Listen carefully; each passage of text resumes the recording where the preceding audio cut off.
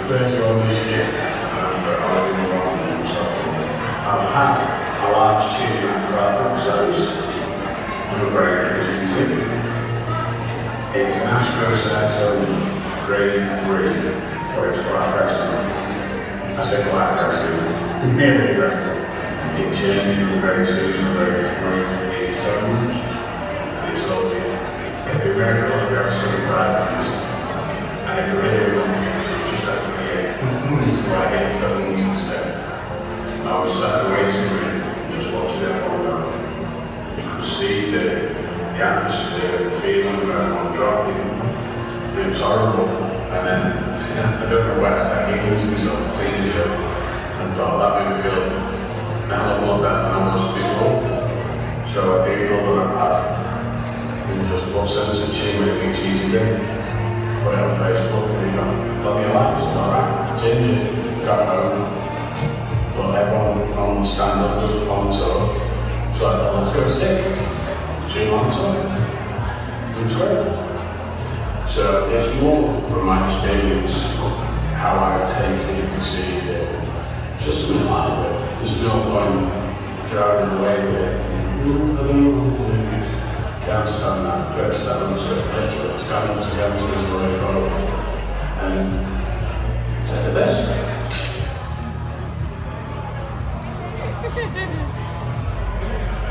Give a bit of headroom on that.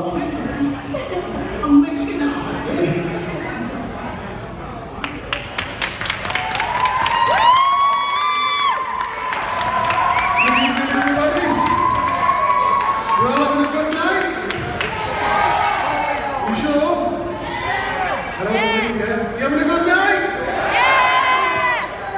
For many of you, this is the first time you will have seen Shrek in the talks. With a beard, holding notes.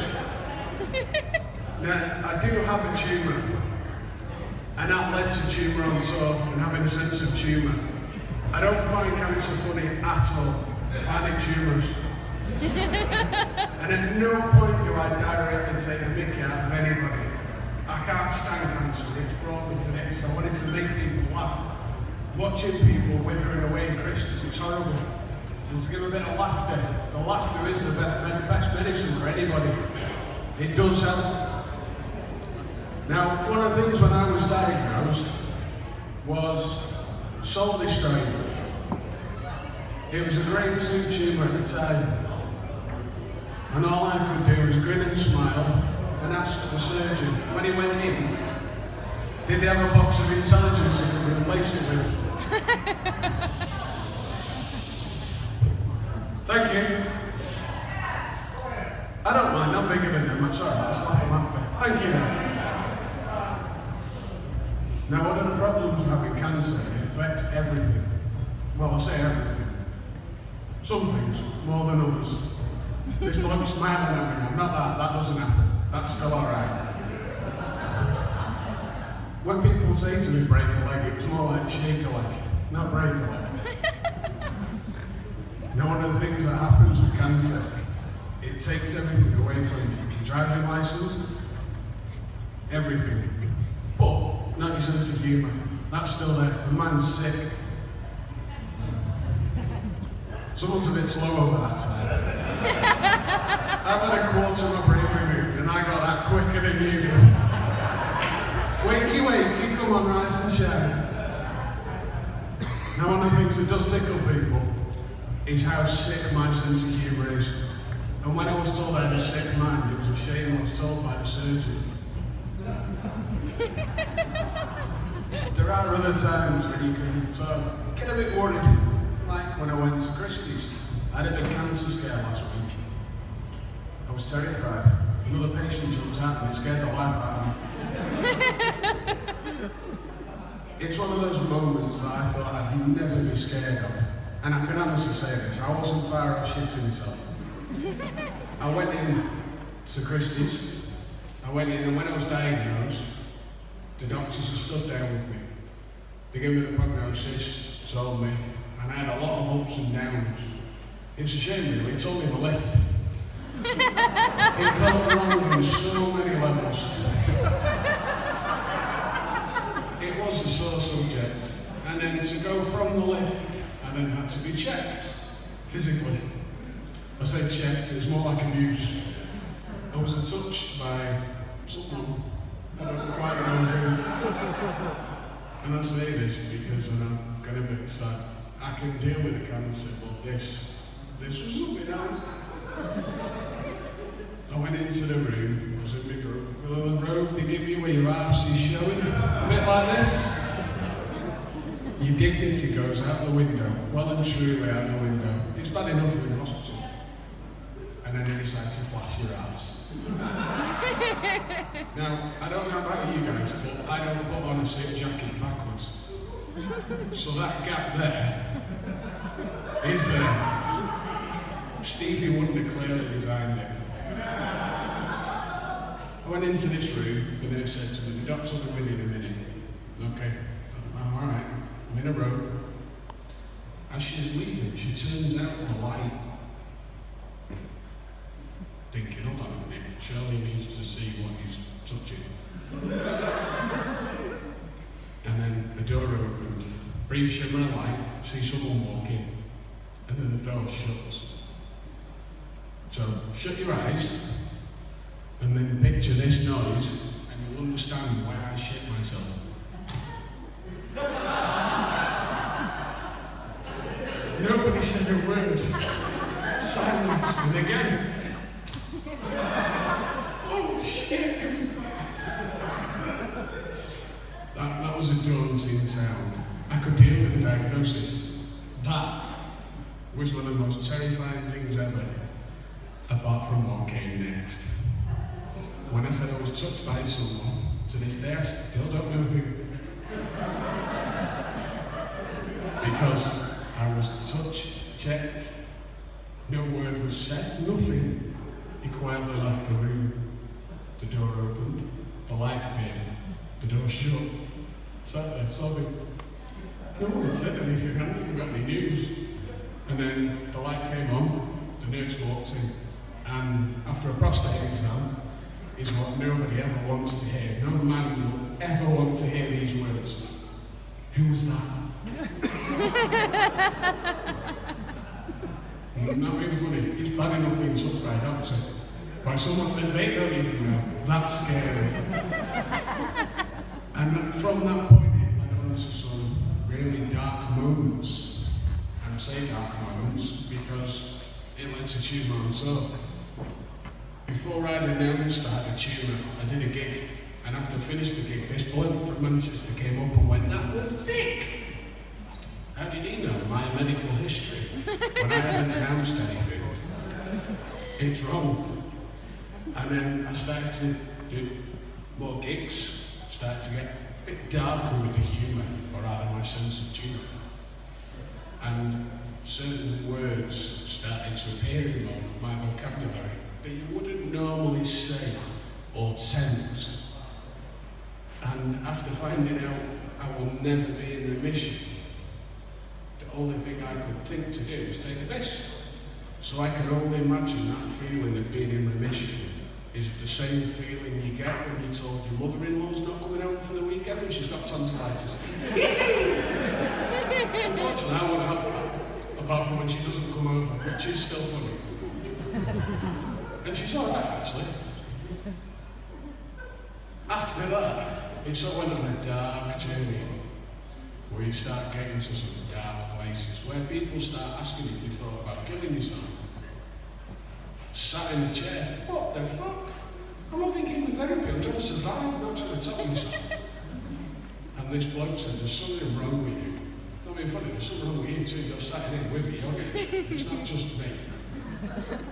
And then my friends started to play on my humour.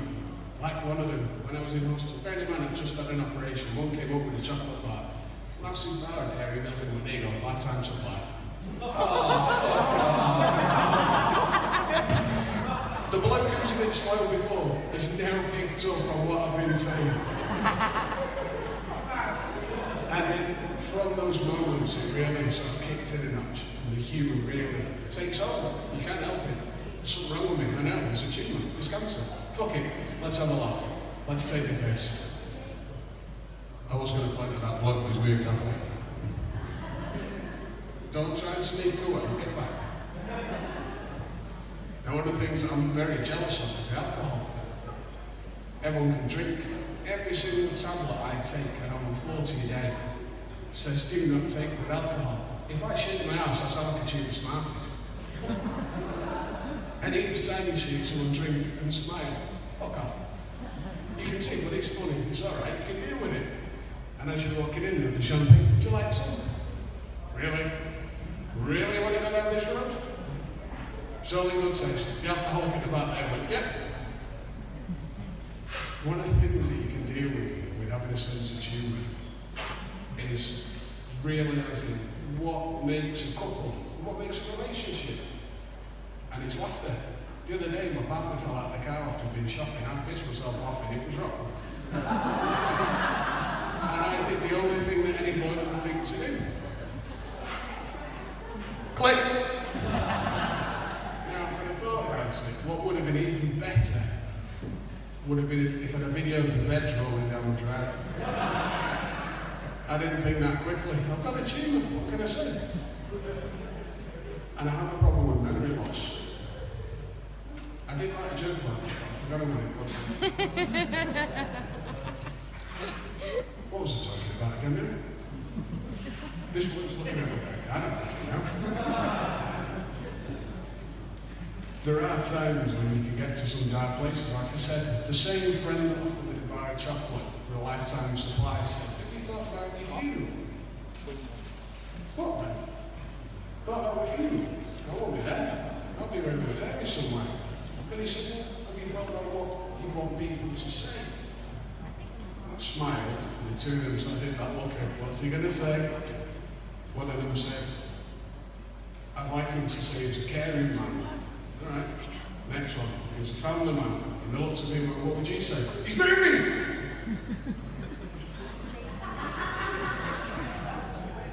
This side seemed slower than this side. They got it's like a wave going across.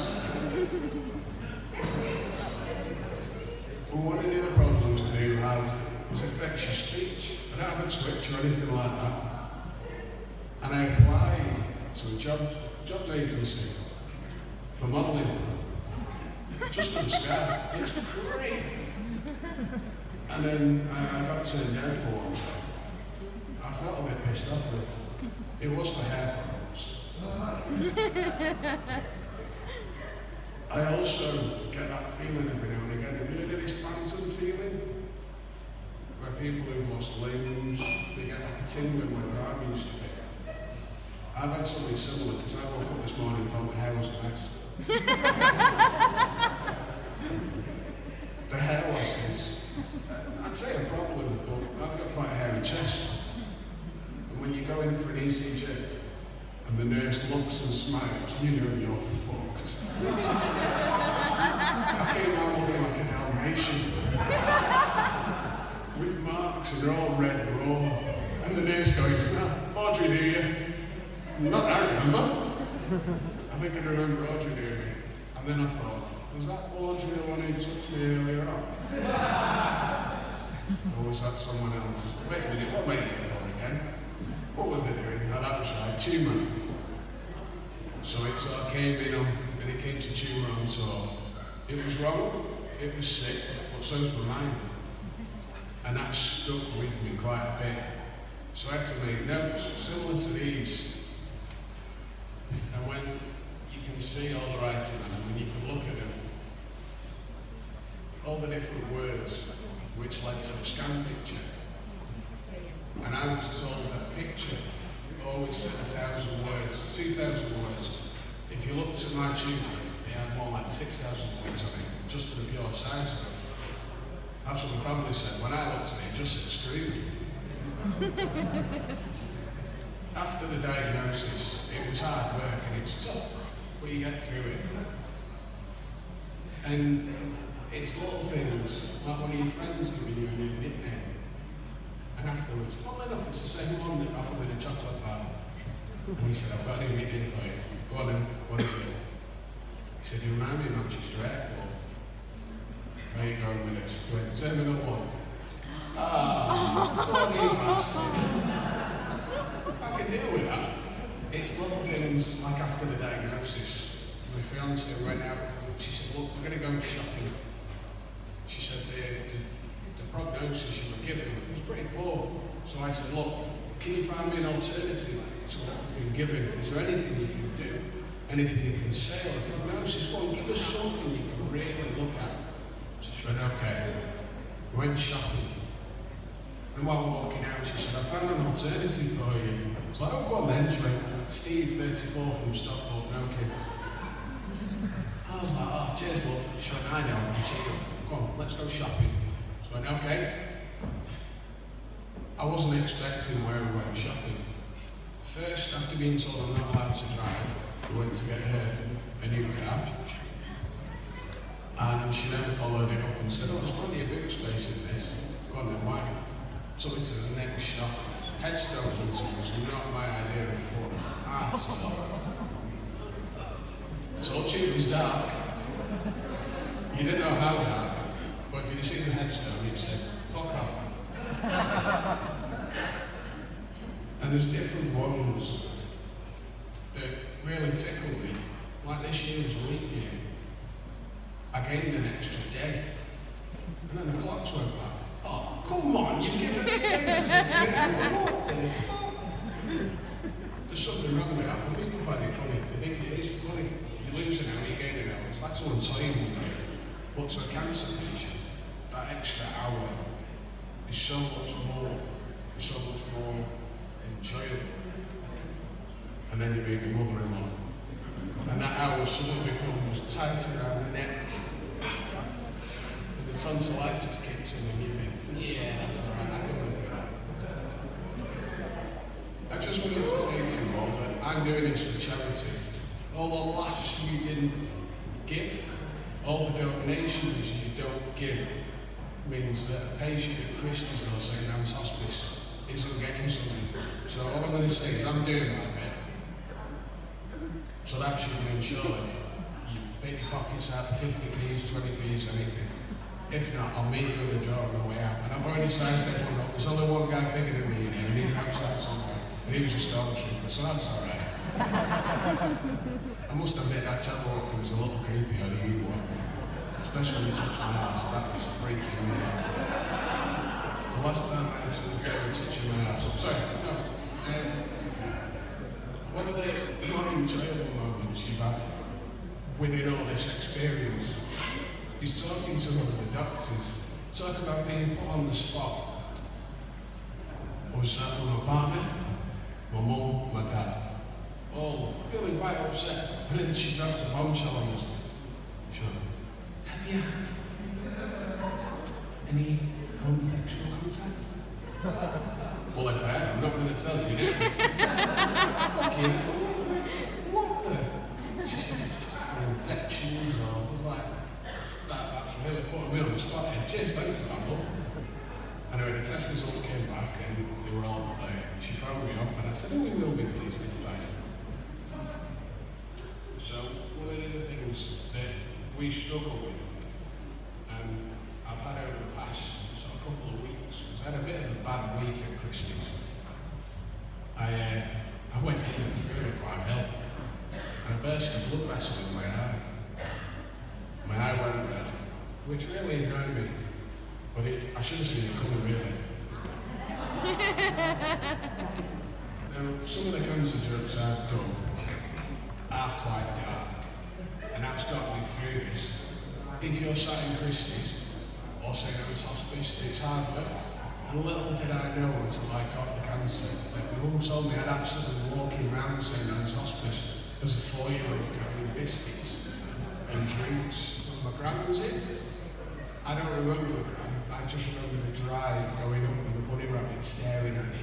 A bit like when my daughter was 2 and I'd got in from a late shift. Bex was asleep, and the baby's in the rocker. Could crowds, went out, made me tea. I'd done a 12-hour shift. Thought, right, I can live with this. Passed the bacon, I didn't even set the timer. Put it in, oven, sat staring at the oven, watching the child between the two for 20 minutes. Put the food on the top, checked, nothing. Got the food out, put it on a plate, turned and there's a pair of eyes staring at me. Now I get to miss all those days because now my kids are older. They're 7 and 9, going on 19 and 24. And one of the things that's been free at the moment is the missing teeth. Not because of it, just because that age when they're falling out. So one of them traps like this, with that little which is great for when she's falling asleep at night. I don't have to actually go in the room and check on her, you just hear which is a bastard, because when you're going in to get rid of the tooth, it's like an alarm system. One step. I can try it again. Oh, for God's sake, come on. Then it becomes a military procession. And you start trying to go in, remembering where the cracks are, where the creaks in the floorboard are. So you start going, no, wait, there we go. By that point, the kids actually got up, gone slowly, come back past you, got back into bed, checked that the money's there, and moved it to an even safer place. The other side of the bed. So then this turns into an argument then, which everyone will know who's got kids, because when the man gets the abuse, we know who gives the abuse. If you look on the back after with his shirt not there, you can see all the bruises coming again. It becomes a challenge if they get on your knees. I was going to do it, but I'm really old now, I can't be asked. Put your arm in. Under the kid, you get what you think is the tooth, but what actually is a decoy. They've put a tissue in. You get it, come out, walk over and go, look, I told you. Oh shit, it's not coming. Go back in. The whole time all you've heard is to which you get your arm in, they roll over, so they're now like full on your arm. Still can't feel the tooth. And the whole time all you can hear is I'm hoping that she's sleeping out of that. There's something weird in the room. And it becomes a challenge to get your arm out slowly. And what you think is going to be quick, you do it. But then comes the strangest noise ever. She's spun completely over. Flat on her back, sleeping. I've come, walked out of the room. Oh, I'm such a knob. Back in. She's now got a hand on the tooth, in the tissues. Nothing you can do apart from turn around, look at your partner with that knowing look of yes, I'm a dick. And then certain phrases come in. Now every couple will know this.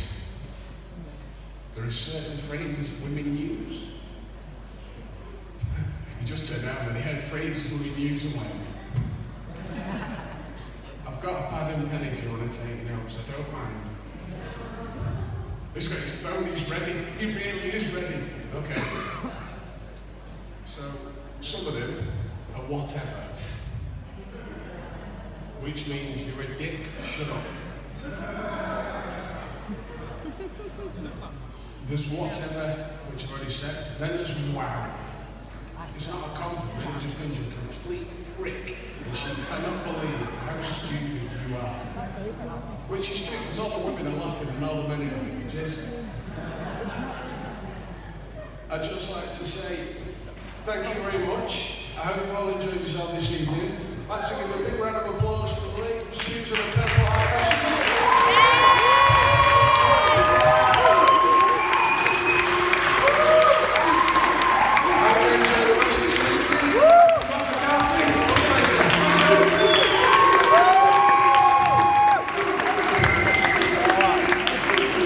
Let's put our hands together again for Matt McCarthy and these guys. Come on, there's no round of applause.